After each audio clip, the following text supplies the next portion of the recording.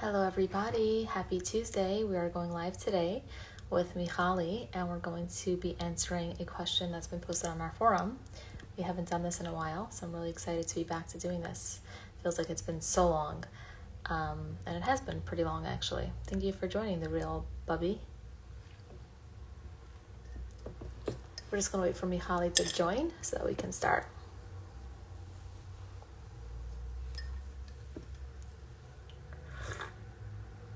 Hello Gitty.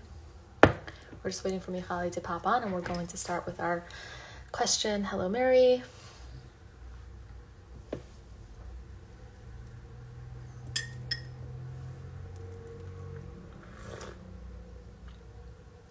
How's everyone doing today? Type in and let me know how you're doing. Hi Mary.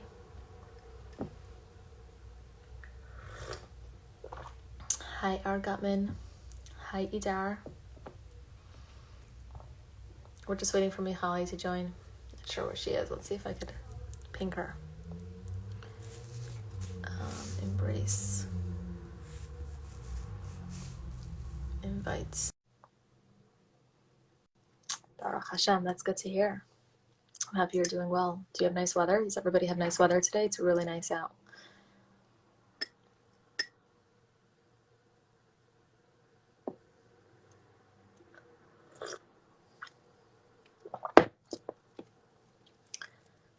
I don't know where Michali is. What should we talk about in the meantime? Anybody has any ideas?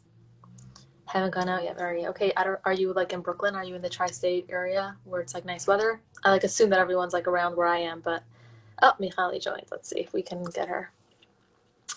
If you are in a place where there's nice weather, definitely get out. I'm happy that it's beautiful by you as well, Bubby. Brooklyn, awesome, Murray. See, I just feel like everyone's around here, and I happen to be right. I just added Michali. I just added you. Let's see.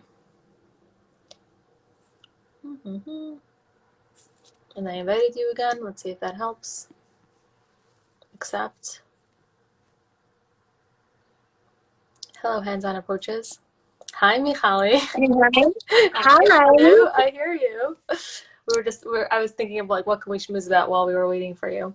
Oh, I'm so sorry. Okay, no worries.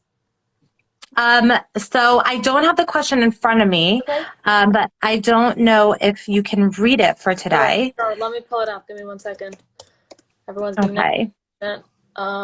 actually I have it right here. Okay. Amazing. No, I don't have it right here. This is another question that I have right here. 1 second.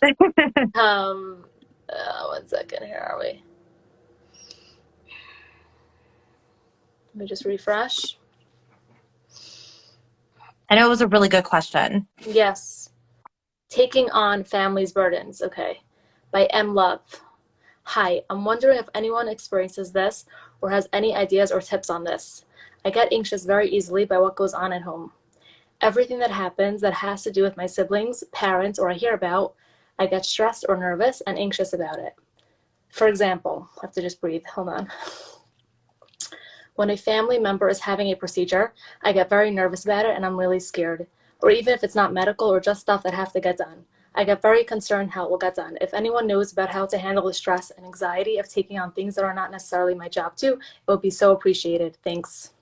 My voice is like shaking. Wow. I get really anxious when I read. Wow. Well, Faye, this is like a huge victory. Okay, Yeah, speaking of anxiety, totally. you know that the number one fear after death Is public is speaking. public speaking. I know. It's really crazy. And I totally have that fear, but it's like sometimes it's like harder than others.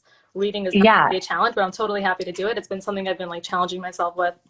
Anyway, so I love it. I love your vulnerability and how real and authentic you are. And I so relate. I know we've talked about this before, and this is so not the question, but I've had to overcome like panic attacks and things like that when it came to performance anxiety and public speaking. And it's like a process. And another little tidbit, I guess, of info is 1 out of 3 people will experience a panic attack at some point in their life. Totally. And so if we have to be forced to deal with it, earlier on, then I would say then we're totally, then we have a good plan for the rest of our lives, Exactly, So yay exactly, us. exactly. Yeah, no, it's totally fine. It's like it's really something I've been working on, and like I totally got nervous, like my heart was like racing, and now I'm totally calm. Like that's what's so weird. Like you could just be nervous in like Yeah. a certain situation, and then like totally it like totally leaves you. Like that's the crazy thing about like anxiety. Like You jump. yeah, You jump off the cliff and then you realize that you're parachuting. yeah, totally. Um, yeah. And the way that you like pause to breathe also is awesome because Okay, that's awesome. exactly one of the tricks that I use is Yeah. breathing. Okay, amazing. Um, so go Faye. Okay, I'm thank so proud of you. you. Yeah. So okay, so in answer to the question, I mean, I think that, this person sounds like they have anxiety in general. And so this is just one of the ways that the anxiety manifests, that they're Mhm. very attuned. And that can be such a blessing. But sometimes that the anxiety kind of takes over that strength. And then it becomes this hot mess of attuning to other people and then getting anxious about it. So Mhm. the first thing that I would recommend is really like teasing the two things apart and like almost thanking that attuned part of them for showing up and seeing like if it makes sense to hold on to that. Like, is it for their own survival or is it, what's the purpose of it? Mhm.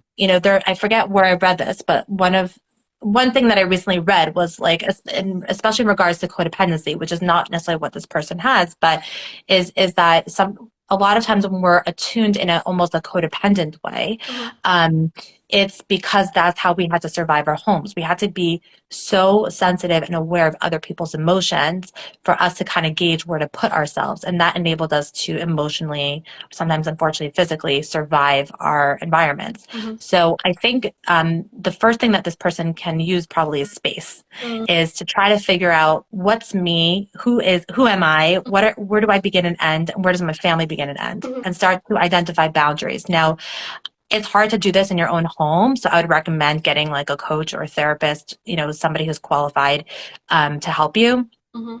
But then the second step is arguably the harder step is to actually enforce those boundaries. And then number three is, one thing that might help is, self-care is never necessarily a bad thing. So think about, if let's say you're hearing someone stressed about, in this example, the procedure. Mhm. So think about what do you want to do with that? Right. Sometimes we're just like stuck in our own thoughts and then we don't necessarily translate that into like action, but sometimes action really helps calm down the anxiety. Emily Nagoski has a whole chapter on this in her newer book, Burnout, Mhm. where she talks about like completing the stress response cycle. So do jumping jacks, Mhm. go for a brisk walk or run, do deep breathing. She mentions hugging someone for, I believe, 20 seconds. Mhm. Um, Things like that to kind of complete the stress response cycle. And you can apply that to yourself too, in terms of like, if let's say someone's having a procedure in your family and they're really stressed out and you want to comfort them, comfort yourself instead.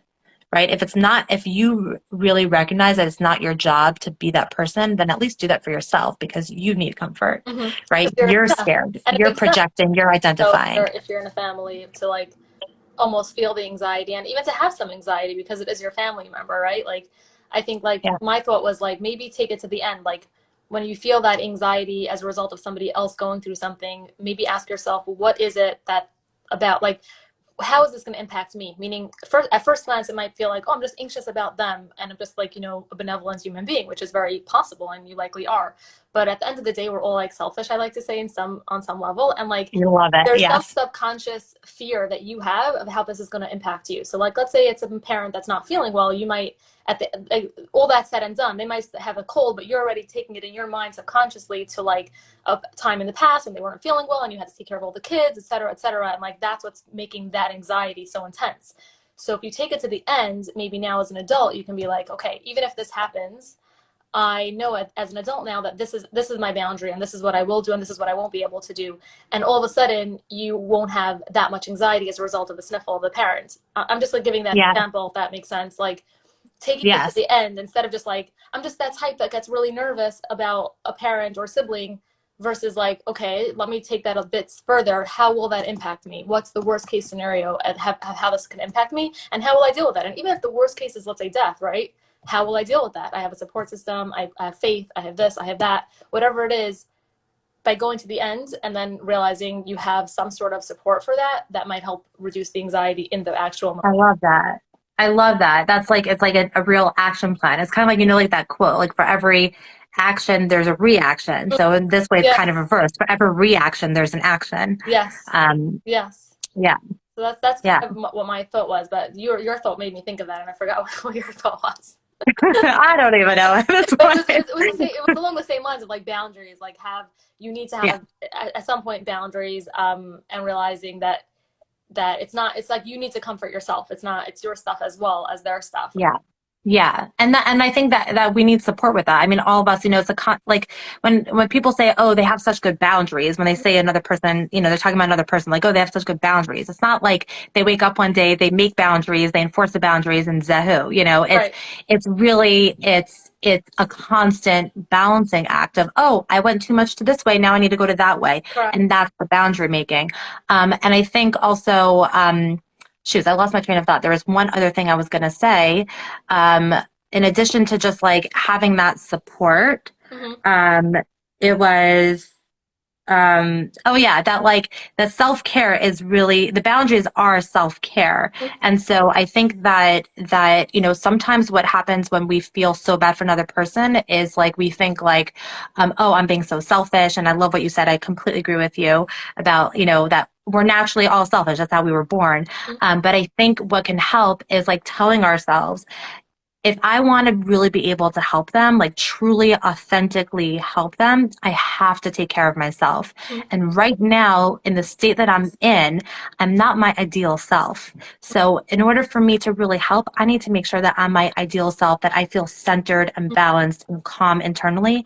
And from that place, only that place where I'm well fed and well hydrated and well rested, that's where I can show up for that person.